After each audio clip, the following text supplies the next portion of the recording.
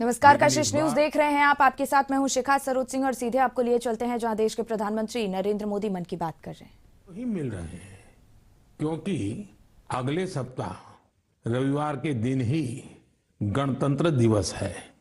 मैं सभी देशवासियों को गणतंत्र दिवस की अग्रिम शुभकामनाएं देता हूं।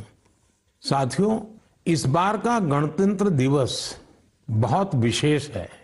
ये भारतीय गणतंत्र की 75वीं वर्षगांठ है। इस वर्ष संविधान लागू होने के 75 साल हो रहे हैं। मैं संविधान सभा के उन सभी महान व्यक्तित्वों को नमन करता हूं जिन्होंने हमें हमारा पवित्र संविधान दिया। संविधान सभा के दौरान अनेक विषयों पर लंबी लंबी चर्चाएं हुई। वो चर्चाएं, संविधान सभा के सदस्यों के विचार, उनकी वो वाणी हमारी बहुत बड़ी धरोहर है। आज मन की बात में मेरा प्रयास है कि आपको कुछ महान नेताओं की ओरिजिनल आवाज सुनाऊं। साथियों, जब संविधान सभा ने अपना काम शुरू किया तो बाबा साहब आम्बेडकर ने परस्पर सहयोग को लेकर एक बहुत महत्वपूर्ण बात कही थी। उनका ये संबोधन इंग्लिश में है। मैं उसका एक अंश आपको सुनाता हूं। So far as the ultimate goal is concerned, I think none of us need have any apprehensions. None of us need have any doubt. But my fear, which I must express clearly, is this. Our difficulty, as I said, is not about the ultimate future. Our difficulty is how to make the heterogeneous mess that we have today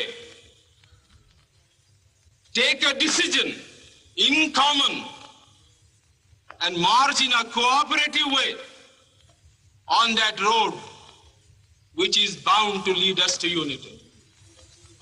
Our difficulty is not with regard to the ultimate. Our difficulty is with regard to the beginning. साथियों, बाबा साहब इस बात पर जोर दे रहे थे कि संविधान सभा एक साथ एक मत हो और मिलकर सर्वहित के लिए काम करे। मैं आपको संविधान सभा की एक और ऑडियो क्लिप सुनाता हूं। ये ऑडियो डॉक्टर राजेंद्र प्रसाद जी का है, जो हमारी संविधान सभा के प्रमुख थे। आइए डॉक्टर राजेंद्र प्रसाद जी को सुनते हैं। हमारा इतिहास बताता है और हमारी संस्कृति सिखाती है कि हम शांति प्रिय हैं और रहें। हमारा साम्राज्य, हमारी फतेह दूसरे तरह की रही है। हमने दूसरों को जंजीरों से, चाहे वो लोहे की हो या सोने की, कभी नहीं बांधने की कोशिश की। हमने दूसरों को अपने साथ लोहे के जंजीर से भी ज्यादा मजबूत मगर सुंदर और सुखद रेशम के धागे से बांध रखा है, और वो बंधन धर्म का है, संस्कृति का है, ज्ञान का है। हम अब भी उसी रास्ते पर चलते रहेंगे और हमारी एक ही इच्छा और अभिलाषा है। वो अभिलाषा ये है कि हम संसार में सुख और शांति कायम करने में मदद पहुंचा सकें और संसार के हाथों में सत्य और अहिंसा वो अचूक हथियार दे सकें जिसने हमें आज आजादी तक पहुंचाया है। हमारी जिंदगी और संस्कृति में कुछ ऐसा है जिसने हमें समय के थपेड़ों के बावजूद जिंदा रहने की शक्ति दी है। अगर हम अपने आदर्शों को सामने रखे रहेंगे तो हम संसार की बड़ी सेवा कर पाएंगे। साथियों, डॉक्टर राजेंद्र प्रसाद जी ने मानवीय मूल्यों के प्रति देश की प्रतिबद्धता की बात कही थी। अब मैं आपको डॉक्टर श्यामा प्रसाद मुखर्जी की आवाज सुनाता हूं। उन्होंने अवसरों की समानता का विषय उठाया। डॉक्टर श्यामा प्रसाद मुखर्जी ने कहा था, I hope, sir, that we shall go ahead with our work in spite of all difficulties and thereby help to create that great India, which will be the motherland of not this community, or that, not this class of it, but of every person, man, woman and child inhabiting in this great land, irrespective of race, caste, creed or community. Everyone to have an equal opportunity so that he or she can develop himself and herself according to the best talent and serve the great common motherland of the earth. साथियों, मुझे उम्मीद है आपको भी संविधान सभा की debate से ये ओरिजिनल ऑडियो सुनकर अच्छा लगा होगा। हम देशवासी को इन विचारों से प्रेरणा लेकर ऐसे भारत के निर्माण के लिए काम करना है जिस पर हमारे संविधान निर्माताओं को भी गर्व हो। साथियों, गणतंत्र दिवस से एक दिन पहले 25 जनवरी को नेशनल वोटर्स डे है। ये दिन इसलिए अहम है क्योंकि इस दिन भारतीय निर्वाचन आयोग की स्थापना हुई थी। इलेक्शन कमीशन, हमारे संविधान निर्माताओं ने संविधान में हमारे चुनाव आयोग को लोकतंत्र में लोगों की भागीदारी को बहुत बड़ा स्थान दिया है।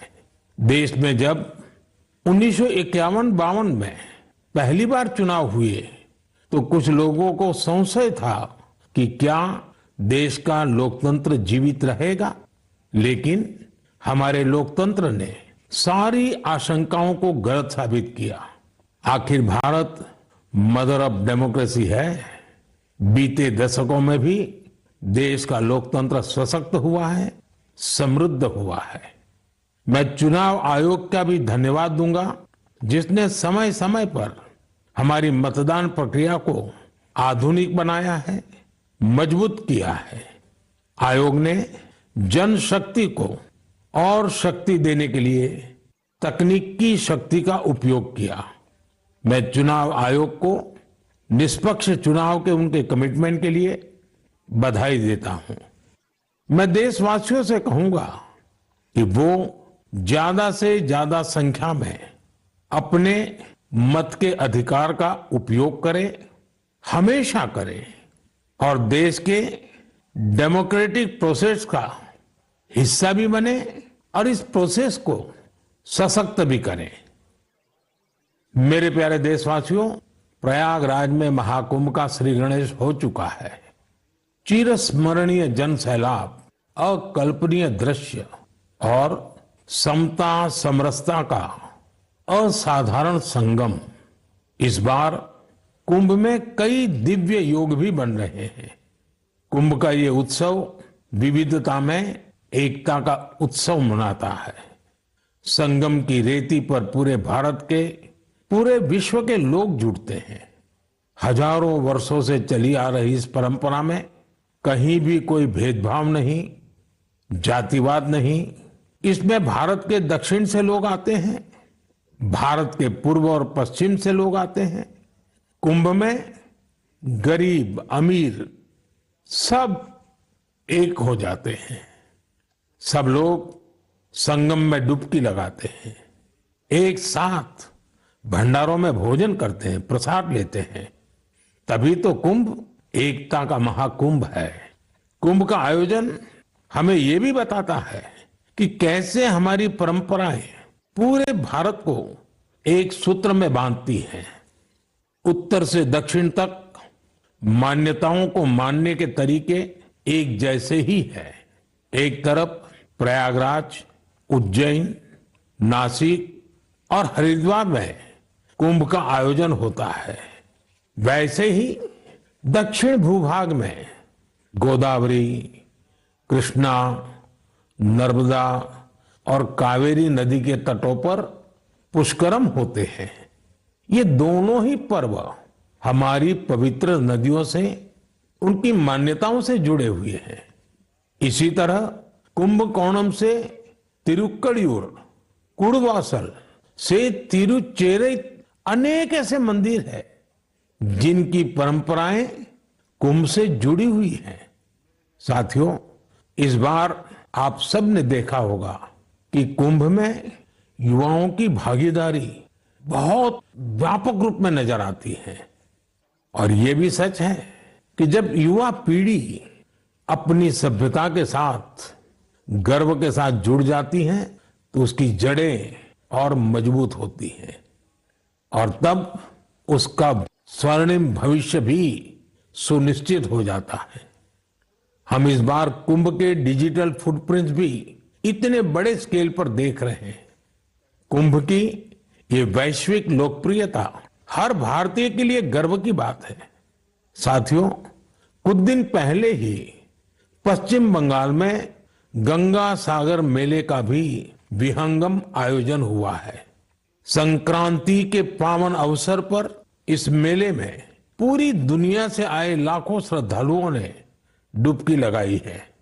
कुंभ, पुष्करम और गंगा सागर मेला हमारे ये पर्व हमारे सामाजिक मेलजोल को, सद्भाव को, एकता को बढ़ाने वाले पर्व है।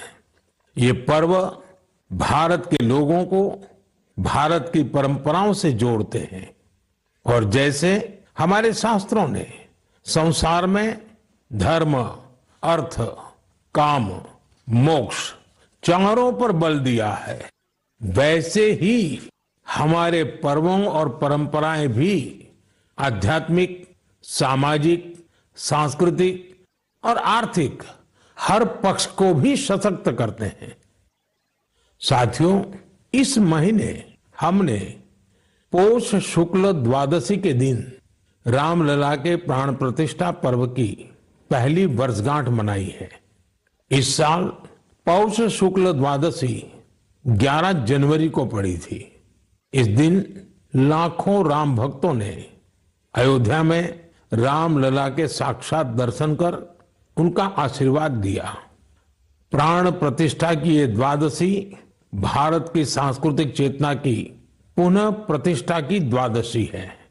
इसलिए पौष शुक्ल द्वादशी का ये दिन एक तरह से प्रतिष्ठा द्वादशी का दिन भी बन गया है। हमें विकास के रास्ते पर चलते हुए ऐसे ही अपनी विरासत को भी सहेजना है, उनसे प्रेरणा लेते हुए आगे बढ़ना है। मेरे प्यारे देशवासियों, 2025 की शुरुआत में ही भारत ने अंतरिक्ष के क्षेत्र में कई ऐतिहासिक उपलब्धियां हासिल की हैं।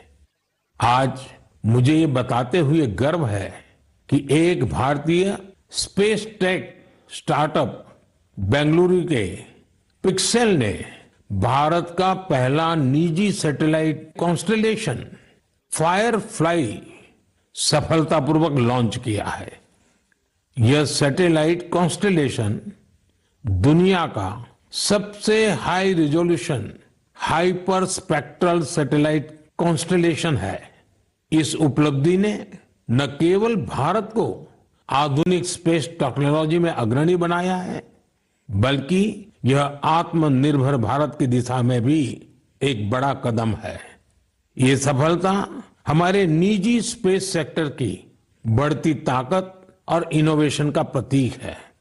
मैं इस उपलब्धि के लिए पिक्सेल की टीम, इसरो और इन स्पेस को पूरे देश की ओर से बधाई देता हूं। साथियों, कुछ दिन पहले हमारे वैज्ञानिकों ने स्पेस सेक्टर में ही एक और बड़ी उपलब्धि हासिल की।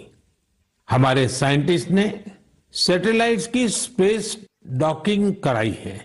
जब अंतरिक्ष में 2 स्पेस क्राफ्ट कनेक्ट किए जाते हैं तो इस प्रक्रिया को स्पेस डॉकिंग कहते हैं।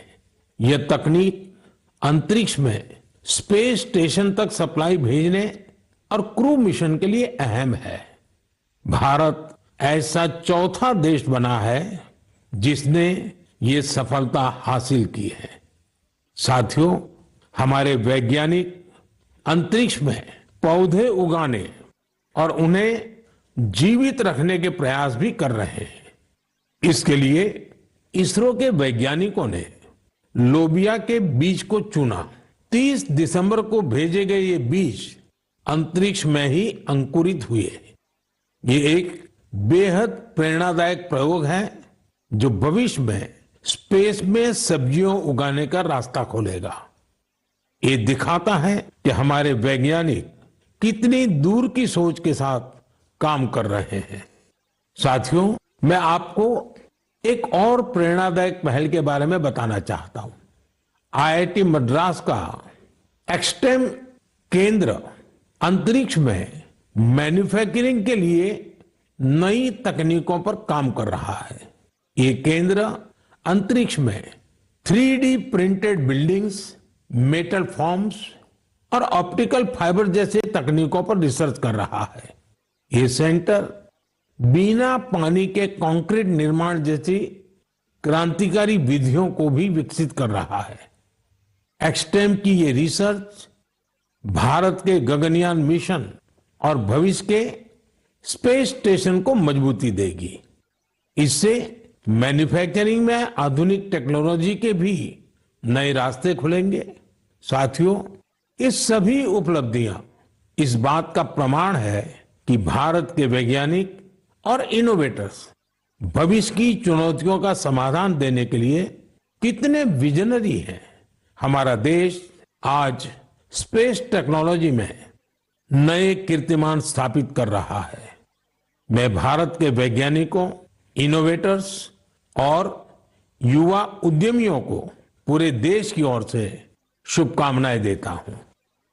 मेरे प्यारे देशवासियों, आपने कई बार इंसानों और जानवरों के बीच गजब की दोस्ती की तस्वीरें देखी होगी।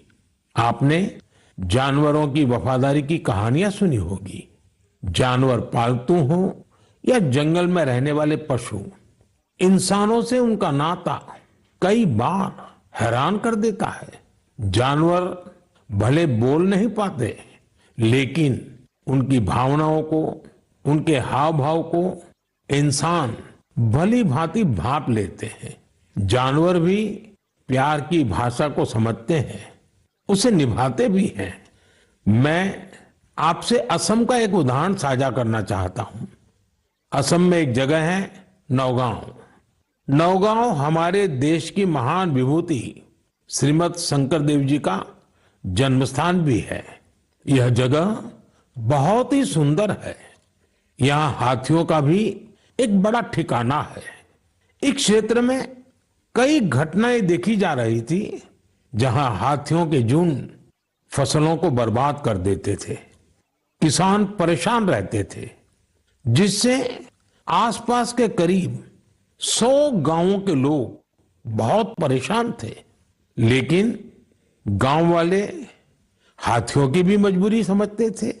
उन्हें पता था कि हाथी भूख मिटाने के लिए खेतों का रुख कर रहे हैं, इसलिए गांव वालों ने इसका समाधान निकालने की सोची। गांव वालों की एक टीम बनी जिसका नाम था हाथी बंधु।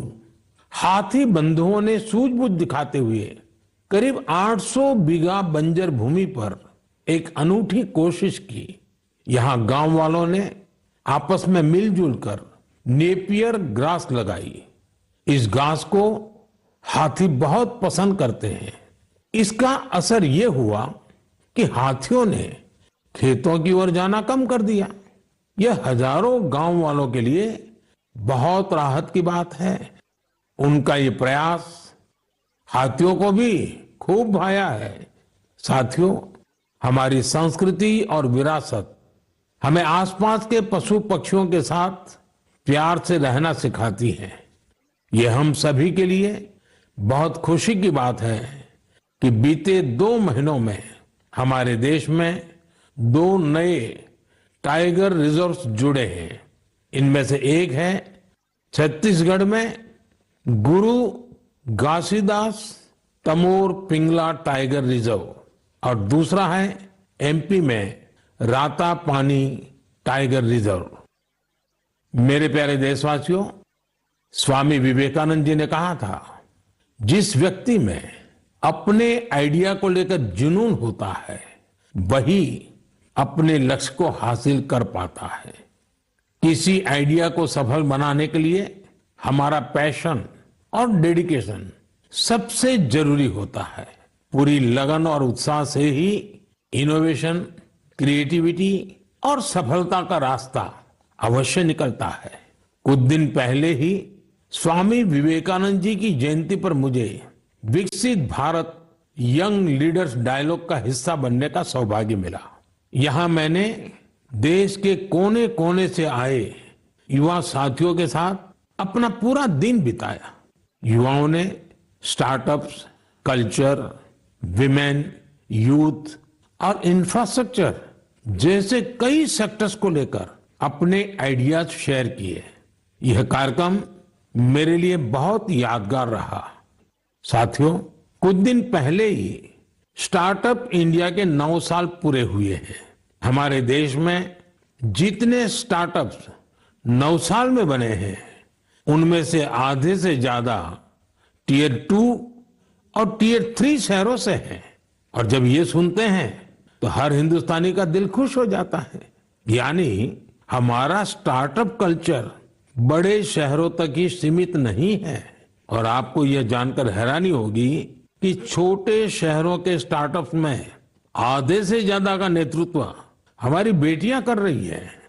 जब यह सुनने को मिलता है कि अंबाला, हिसार, कांगड़ा, चेंगलपट्टू, बिलासपुर, ग्वालियर और वाशिम जैसे शहर स्टार्टअप्स के सेंटर बन रहे हैं तो मन आनंद से भर जाता है। नागालैंड जैसे राज्य में पिछले साल स्टार्टअप्स के रजिस्ट्रेशन में 200% से अधिक की वृद्धि हुई है। Waste management, non renewable energy, biotechnology और लॉजिस्टिक्स ऐसे सेक्टर हैं जिनसे जुड़े स्टार्टअप सबसे ज्यादा देखे जा रहे हैं।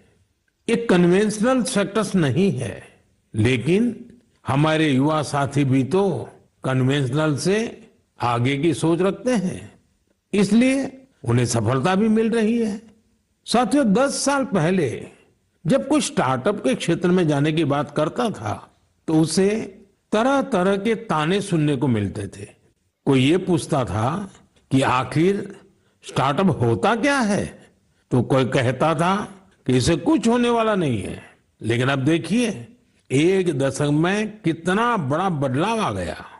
आप भी भारत में बन रहे नए अवसरों का भरपूर लाभ उठाएं। अगर आप खुद पर विश्वास रखेंगे तो आपके सपनों को भी नई उड़ान मिलेगी। मेरे प्यारे देशवासियों, नेक नियत से निस्वार्थ भावना के साथ किए गए कामों की चर्चा दूर सुदूर पहुंच ही जाती है। और हमारा मन की बात तो इसका बहुत बड़ा प्लेटफॉर्म है।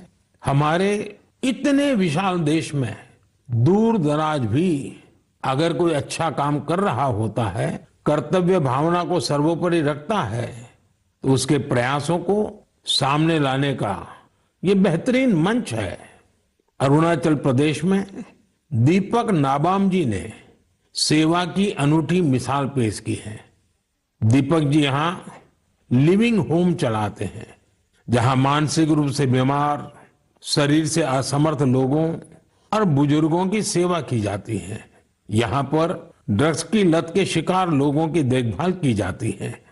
दीपक नाबाम जी ने बिना किसी सहायता के समाज के वंचित लोगों, हिंसा पीड़ित परिवारों और बेघर लोगों को सहारा देने का अभियान शुरू किया। आज उनकी सेवा ने एक संस्था का रूप ले लिया है। उनकी संस्था को कई अवार्ड से भी सम्मानित किया गया है। लक्षद्वीप के कवरत्ती द्वीप पर नर्स के रूप में काम करने वाली के हिडुम्बी जी, उनका काम भी बहुत प्रेरित करने वाला है। आपको ये जानकर हैरानी होगी कि वो 18 वर्ष पहले सरकारी नौकरी से रिटायर हो चुकी हैं, लेकिन आज भी उसी करुणा और स्नेह के साथ लोगों की सेवा में जुटी हैं जैसे वो पहले करती थी। लक्षद्वीप के ही केजी मोहम्मद जी के प्रयास ये भी अद्भुत है। उनकी मेहनत से मिनिकॉय द्वीप का मरीन इकोसिस्टम मजबूत हो रहा है। उन्होंने पर्यावरण के प्रति लोगों को जागरूक करने के लिए कई गीत लिखे हैं। उन्हें लक्षद्वीप साहित्य कला अकादमी की तरफ से बेस्ट फोक सॉन्ग अवार्ड भी मिल चुका है। केजी मोहम्मद रिटायरमेंट के बाद वहां के म्यूजियम के साथ जुड़कर भी काम कर रहे हैं। साथियों, एक और बड़ी अच्छी खबर अंडमान और निकोबार द्वीप समूह से भी है। निकोबार जिले में वर्जिन कोकोनट ऑयल को हाल ही में जीआई टैग मिला है। वर्जिन कोकोनट ऑयल, उसको जीआई टैग के बाद एक और नई पहल हुई है। इस ऑयल के उत्पादन से जुड़ी महिलाओं को संगठित कर सेल्फ हेल्प ग्रुप बनाए जा रहे हैं। उन्हें मार्केटिंग और ब्रांडिंग की स्पेशल ट्रेनिंग भी दी जा रही है। ये हमारे आदिवासी समुदायों को आर्थिक रूप से सशक्त बनाने की दिशा में एक बड़ा कदम है। मुझे विश्वास है भविष्य में निकोबार का वर्जिन कोकोनट ऑयल दुनिया भर में धूम मचाने वाला है और इसमें सबसे बड़ा योगदान अंडमान और निकोबार के महिला सेल्फ हेल्प ग्रुप का होगा। मेरे प्यारे देशवासियों, पल भर के लिए आप एक दृश्य की कल्पना कीजिए। कोलकाता में जनवरी का समय है, दूसरा विश्व युद्ध अपने चरम पर है और इधर भारत में अंग्रेजों के खिलाफ गुस्सा उफान पर है। इसकी वजह से शहर में चप्पे चप्पे पर पुलिस वालों की तैनाती है। कोलकाता के बीचों बीच एक घर के आसपास पुलिस की मौजूदगी ज्यादा चौकस है। इसी बीच लंबा ब्राउन कोट, पैंट और काली टोपी पहने हुए एक व्यक्ति रात के अंधेरे में एक बंगले से कार लेकर बाहर निकलता है। मजबूत सुरक्षा वाली कई चौकियों को पार करते हुए वो एक रेलवे स्टेशन गोमो पहुंच जाता है। ये स्टेशन अब झारखंड में है। यहां से एक ट्रेन पकड़कर वो आगे के लिए निकलता है। इसके बाद अफगानिस्तान होते हुए वो यूरोप जा पहुंचता है और यह सब अंग्रेजी हुकूमत के अवैध किलेबंदी के बावजूद होता है। साथियों, ये कहानी आपको फिल्मी सीन जैसी लगती होगी। आपको लग रहा होगा इतनी हिम्मत दिखाने वाला व्यक्ति आखिर किस मिट्टी का बना होगा। दरअसल ये व्यक्ति कोई और नहीं, हमारे देश की महान विभूति नेताजी सुभाष चंद्र बोस थे। 23 जनवरी यानी उनकी जन्म जयंती को अब हम पराक्रम दिवस के रूप में मनाते हैं। उनके शौर्य से जुड़ी इस गाथा में भी उनके पराक्रम की झलक मिलती है। कुछ साल पहले मैं उनके उसी घर में गया था जहां से वे अंग्रेजों को चकमा देकर निकले थे। उनकी वो कार अभी वहां मौजूद है। वो अनुभव मेरे लिए बहुत ही विशेष रहा। सुभाष बाबू एक विजनरी थे। साहस तो उनके स्वभाव में रचा बसा था। इतना ही नहीं, वे बहुत कुशल प्रशासक भी थे। महज 27 साल की उम्र में वो कोलकाता कॉरपोरेशन के चीफ एग्जीक्यूटिव ऑफिसर बने और उसके बाद उन्होंने मेयर की जिम्मेदारी भी संभाली। एक प्रशासक के रूप में भी उन्होंने कई बड़े काम किए। बच्चों के लिए स्कूल, गरीब बच्चों के लिए दूध का इंतजाम और स्वच्छता से जुड़े उनके प्रयासों को आज भी याद किया जाता है। नेताजी सुभाष का रेडियो के साथ भी गहरा नाता रहा है। उन्होंने आजाद हिंद रेडियो की स्थापना की थी, जिस पर उन्हें सुनने के लिए लोग बड़ी बेसब्री से प्रतीक्षा करते थे। उनके संबोधनों से विदेशी शासन के खिलाफ लड़ाई को एक नई ताकत मिलती थी।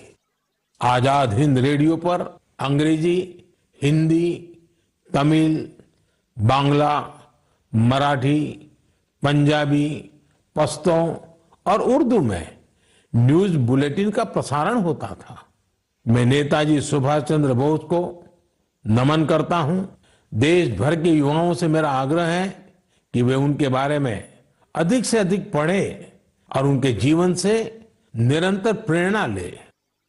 साथियों, मन की बात का ये कार्यक्रम हर बार मुझे राष्ट्र के सामूहिक प्रयासों से, आप सबकी सामूहिक इच्छा शक्ति से जोड़ता है। हर महीने मुझे बड़ी संख्या में आपके सुझाव, आपके विचार मिलते हैं और हर बार इन विचारों को देखकर विकसित भारत के संकल्प पर मेरा विश्वास और बढ़ता है। आप सब इसी तरह अपने अपने काम से भारत को सर्वश्रेष्ठ बनाने के लिए प्रयास करते रहें। इस बार की मन की बात में फिलहाल इतना ही। अगले महीने फिर मिलेंगे। भारत देशवासियों के साथ पीएम नरेंद्र मोदी की मन की बात को आप सुन रहे थे। इसी के साथ इस खास बुलेटिन में फिलहाल इतना ही। दीजिए इजाजत। नमस्कार।